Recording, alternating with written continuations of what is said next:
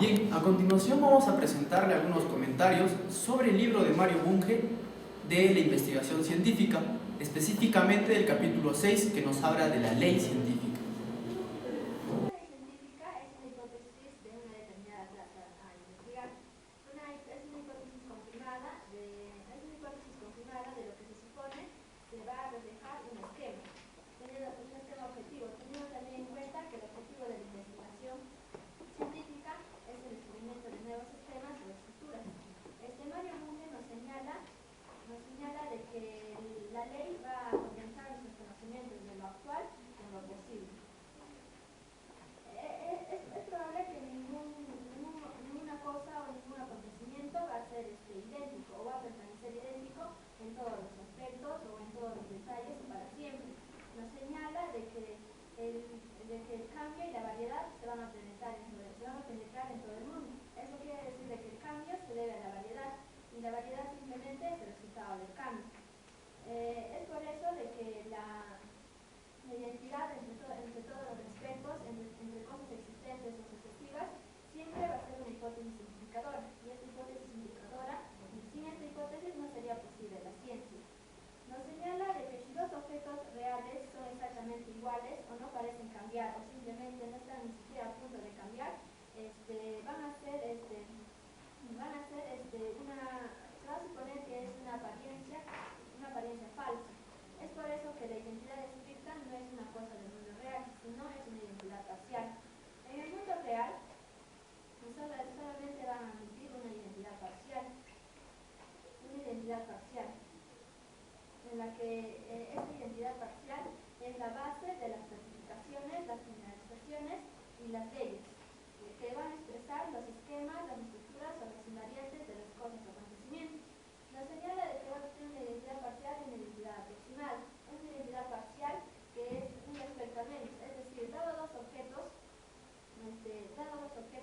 siempre va a tener una variable en las cuales va a ser común a ambos, ya que si todas las objetos serían diferentes entre sí, no habría o sería imposible realizar la ciencia. Ahora, una identidad aproximada es una identidad en todos los respectos menos en uno. Todos los objetos idénticos, siempre va a existir una variable en la cual nos va a diferenciar, una variable cuyo valor va a ser distinto a los dos.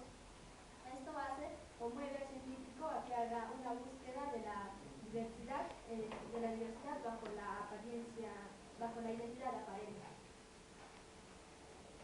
Existen variables en la lógica y en ellas se le conocen tres tipos de variables: las variables proposicionales, las variables individuales y las predictivas. Las variables proposicionales son símbolos que van a denotar proposiciones cualesquiera. Estas proposiciones cualesquiera, es decir, variables indeterminadas o esquemas en cuyos valores son proposiciones indeterminadas. Así, por ejemplo, en la proposición P, entonces Q, los valores proposicionales P y Q son variables cualesquiera, no son variables dadas. Entre toda la teoría científica es general en alguna medida, y la generalidad va a suponer o va a exigir la introducción de variables. Las variables individuales son símbolos que denotan individuos indeterminados. Como por ejemplo X, en la fórmula X es largo, o en la fórmula la longitud de X es 10 centímetros. Estas variables se van a llamar individuales porque su campo de variabilidad consta de individuos. Representan individuos sin especificar un conjunto. Las variables predictivas son símbolos que van a denotar propiedades indeterminadas o inespecificadas. Tenemos también los tipos de variables y las variables en la extralógica. En ellas tenemos las variables cualitativas, las ordinales y las cardinales. En las variables cualitativas son dicotómicas, es decir, tiene que ser es o no es, o simplemente está o no está, como por ejemplo en el estado sólido. Toda cosa va a estar en un determinado momento en estado sólido o no va a estar en ese estado. Tenemos también las variables ordinales, que pueden ordenarse pero no se pueden someter a operaciones matemáticas, como por ejemplo la dureza y la cohesión de un grupo social. Tenemos las variables cardinales referidas a cantidades, como por ejemplo la numerosidad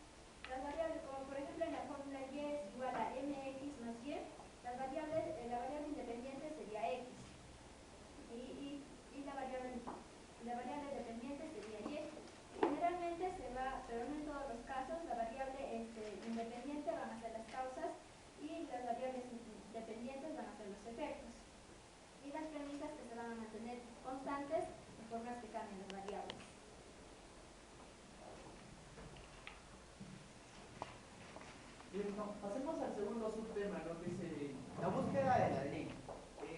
Este subtema va referido más o menos a la siguiente preponderante, ¿no?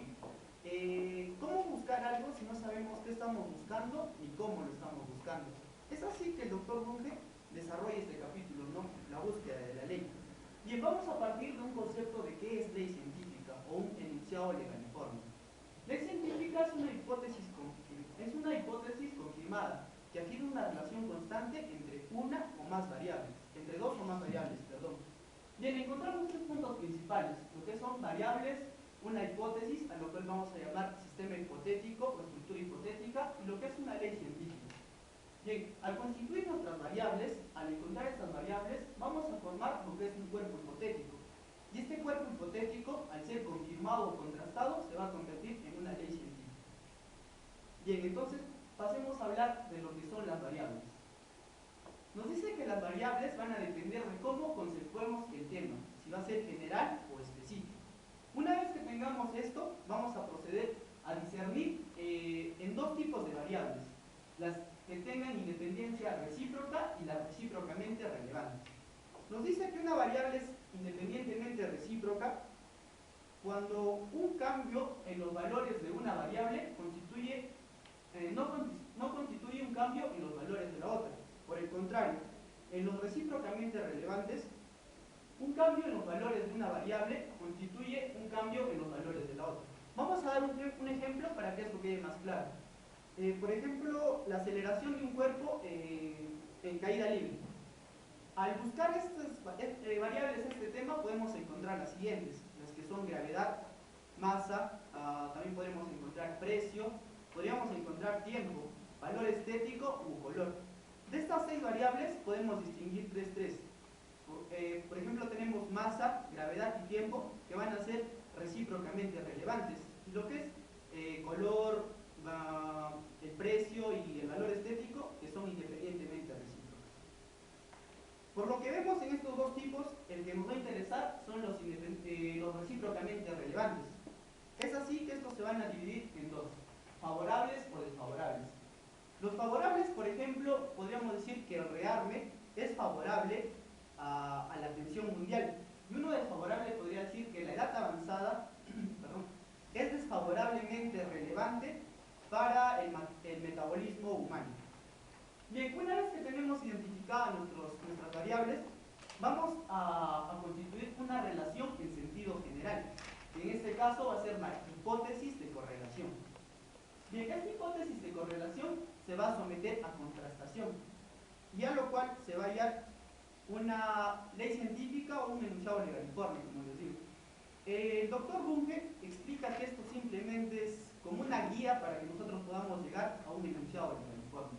Este input o output es una de las más conocidas de las técnicas, podríamos decirlo, porque input se ingresan datos y el output sale un resultado, pero en este caso va a ser un polinomio. Es una de las más conocidas, pero no es la única.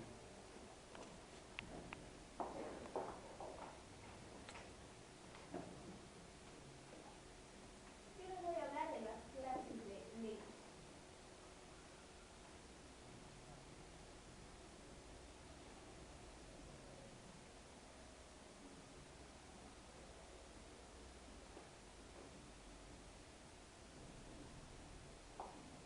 Las clases de leyes científicas, hay muchas clases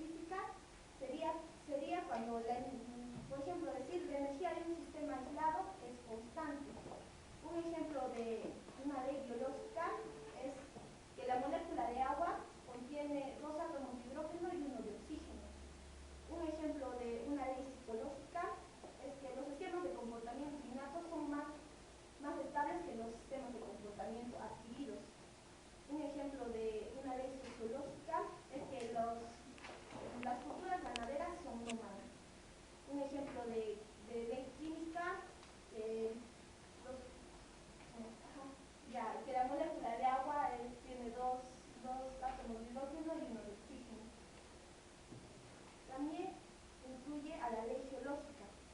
La ley geológica, un ejemplo de este sería que a falta de plegamientos, los estratos más profundos se convierten en los estratos más antiguos. Y la ley histórica. Un ejemplo de esto es que la horda precede a la tribu y la tribu precede a la sociedad estratificada. Forma y contenido.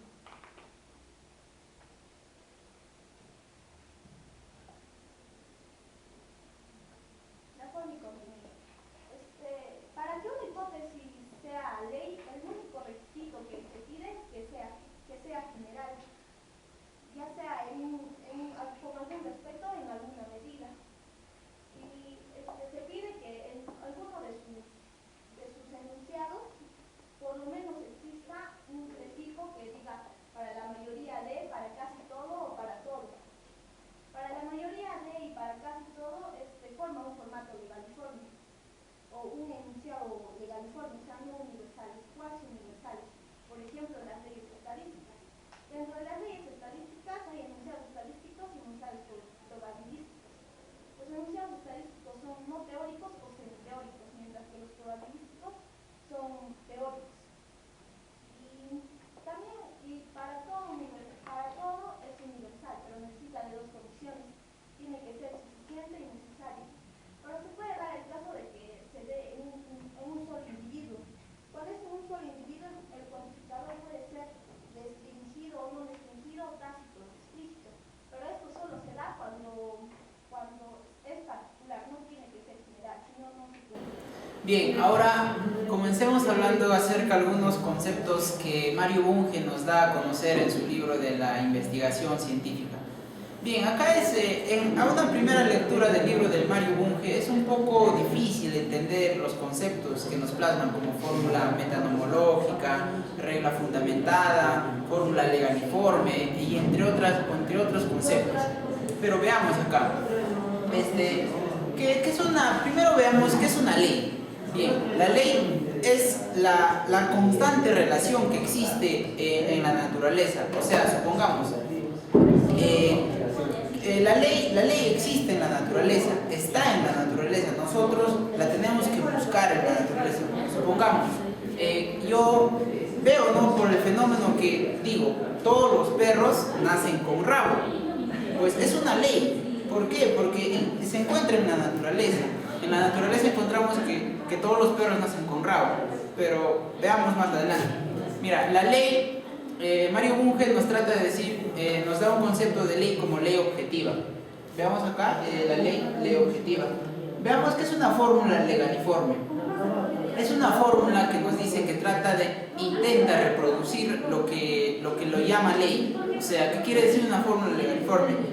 Nosotros tenemos una ley y esa fórmula legaliforme trata de explicar a esa ley mediante sus características, trata de reproducir, como ya les dije, trata de explicar esa misma ley. ¿Qué es una fórmula nomopragmática? Una fórmula nomopragmática, su mismo nombre lo dice, es pragmático, es una fórmula que nos da a conocer por medio de la experiencia. Nosotros experimentamos con esa fórmula nomopragmática. Es que algo que se tiene que hacer o que se tiene que llevar a la práctica, a la experiencia, a la experimentación. Veamos qué es una fórmula metanomológica. Una fórmula metanomológica es un esquema de enunciados legaliformes, que más adelante lo vamos a especificar mejor, una fórmula metanomológica.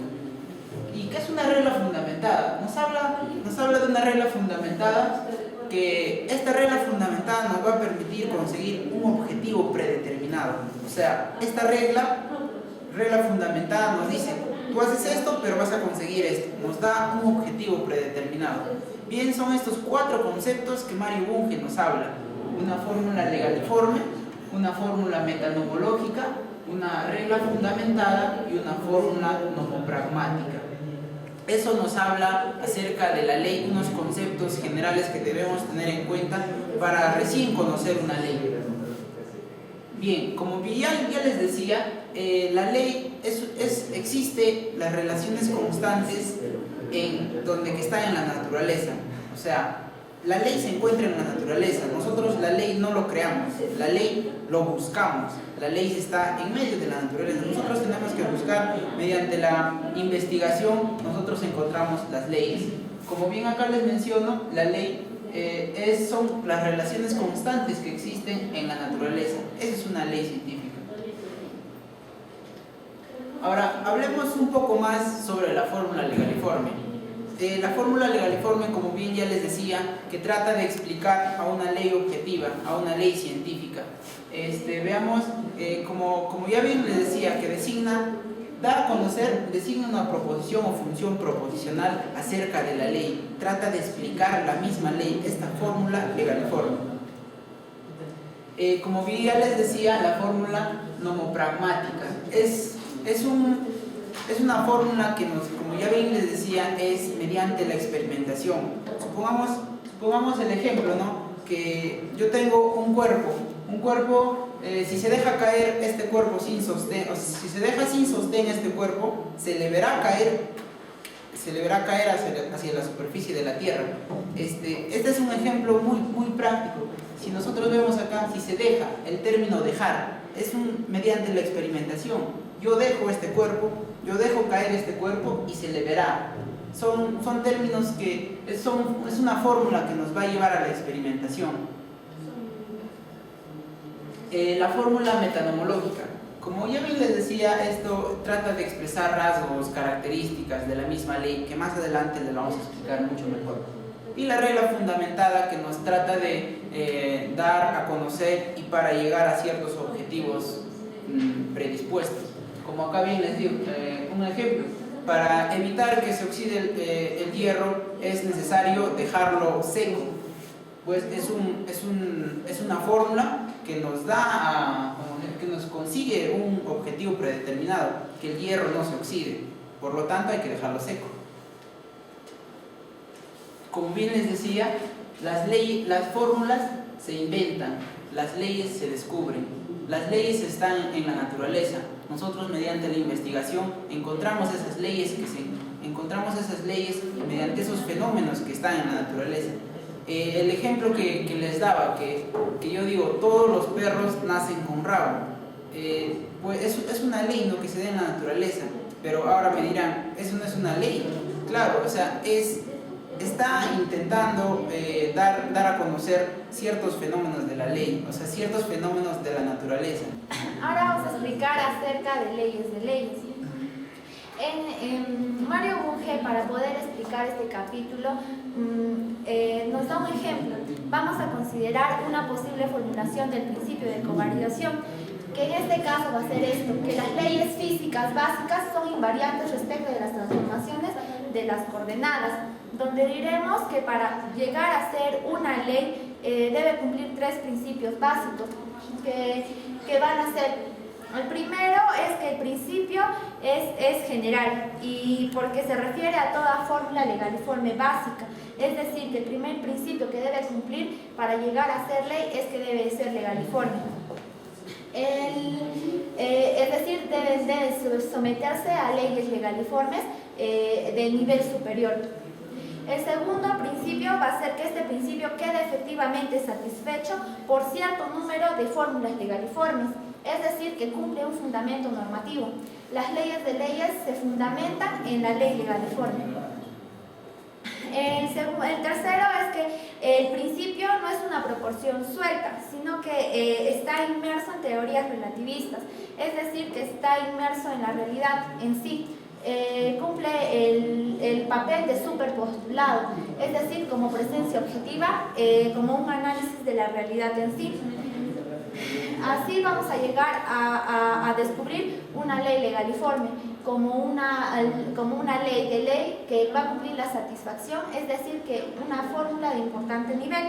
Entonces, como hemos mencionado el principio de covariación, diremos que se considera como una ley científica en sentido pleno, porque se refiere a fórmulas legaliformes de importante nivel y enuncia una característica. Entonces, para hablar de ahora en adelante, vamos a llegar a hablar de una ley legaliforme específicamente como fórmula metanomológica. Ahora, podemos decir que hay dos tipos de enunciados metanomológicos. Uno van a ser los descriptivos y el otro los prescriptivos. Los descriptivos van a ser enunciados acerca de propiedades efectivas o utilidad de enunciados legaliformes, y los prescriptivos son enunciados acerca de deseables propiedades lógicas, epistemológicas y metodológicas de las fórmulas legaliformes. Estos no nos dicen cuáles son las características de una ley legaliforme, sino nos dicen cuáles deberían de ser, es decir, que cumple o decir que los enunciados metanomológicos prescriptivos son pragmáticos. Ahora, ¿cuándo decimos que se aceptan las fórmulas metanomológicas? Las descriptivas se aceptarán si son verdaderas y se rechazarán si son falsas, y las prescriptivas se afirmarán si son fecundas y se rechazarán si son estériles. Ahora, no podemos decir en las prescriptivas que son verdaderas o falsas.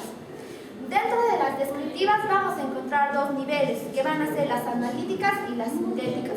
Las analíticas se van a fundamentar o se van a desarrollar con teoremas matemáticos, y las sintéticas van a ser sensibles a la experiencia, es decir, se tienen que corroborar con esta para llegar a ser verdaderas. Dentro de las prescriptivas vamos a tener cuatro tipos: las fecundas, las estériles, las perjudiciales y las divertidas, donde las fecundas y las estériles nos dan una estrategia de construcción de teorías y sobre todo abordan a la filosofía de la ciencia. Así diremos que una fórmula legaliforme no puede desarrollarse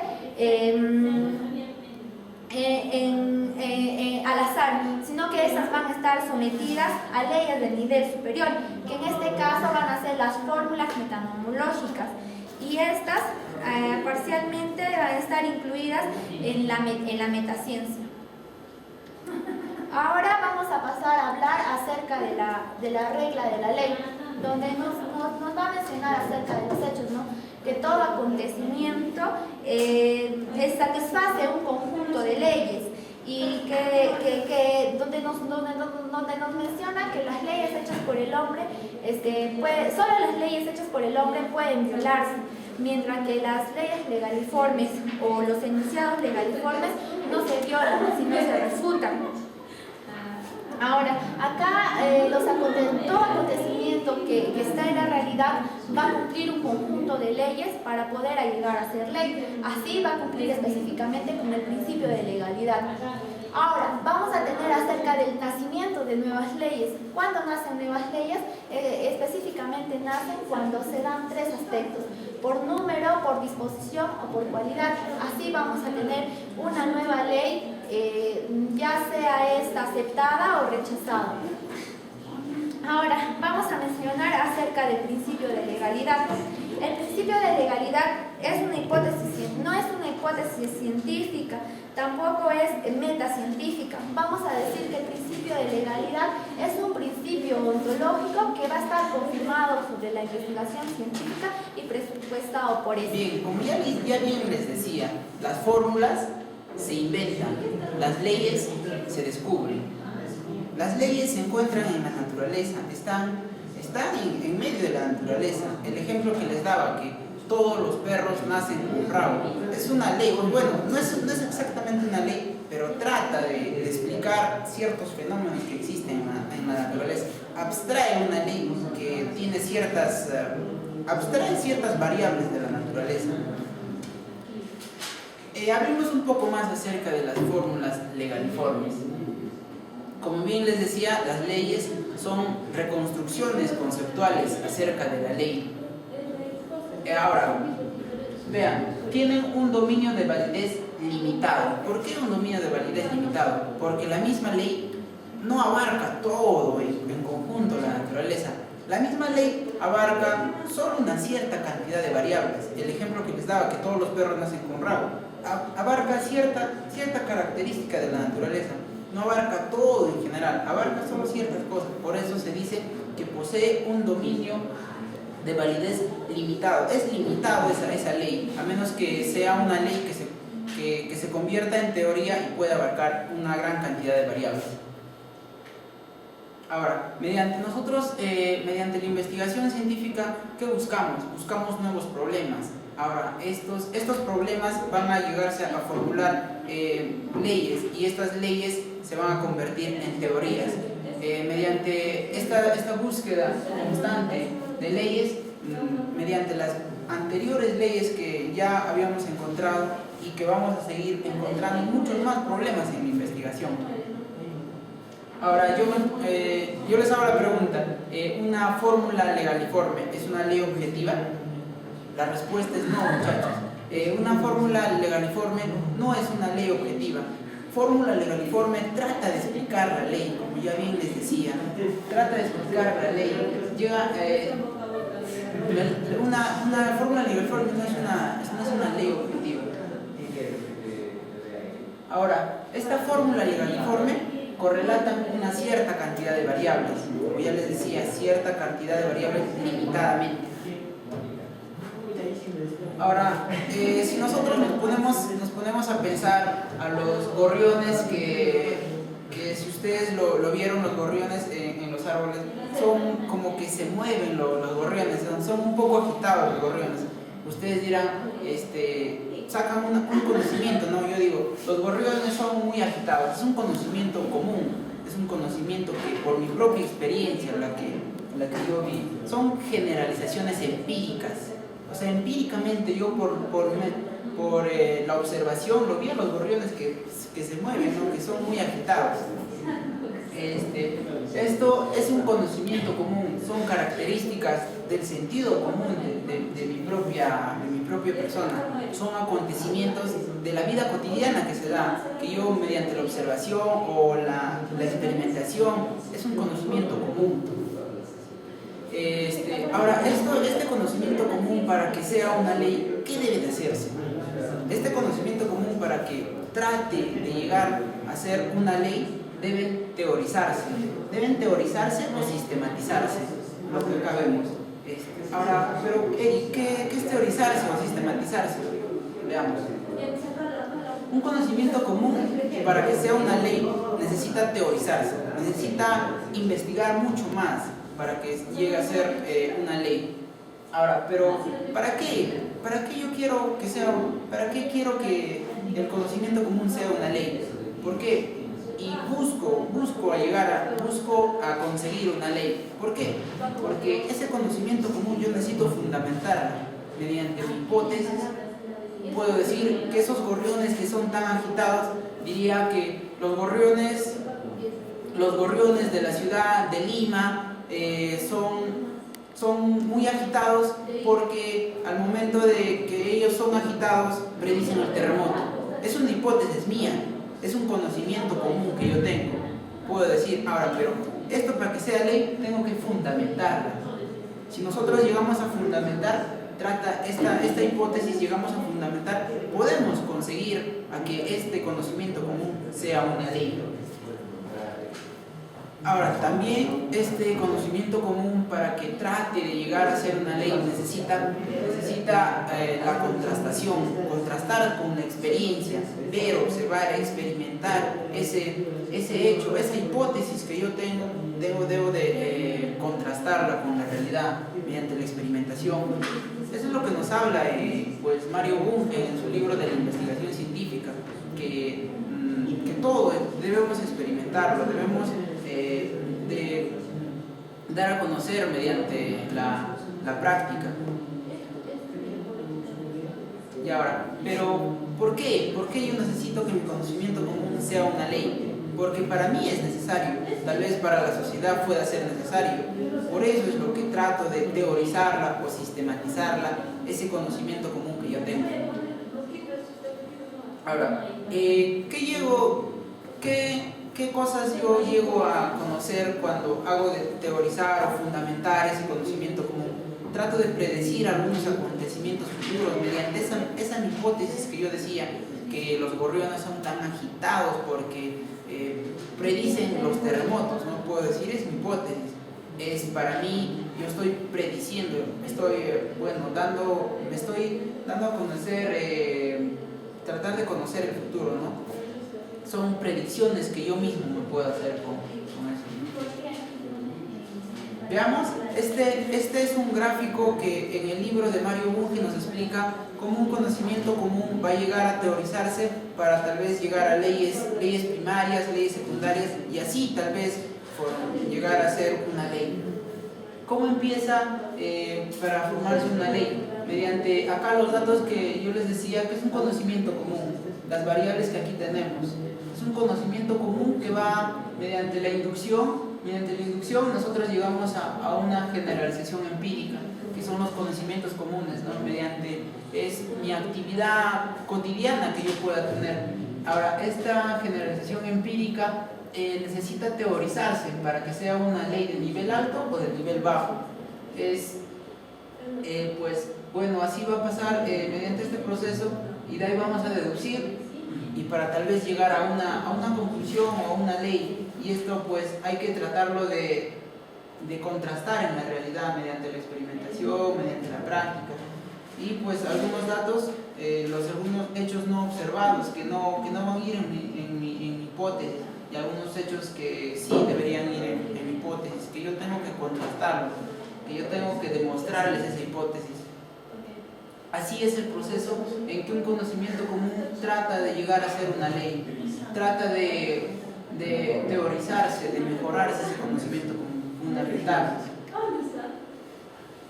Ahora, ¿cuáles son esos requisitos que para que un conocimiento sea científico, sea una ley científica?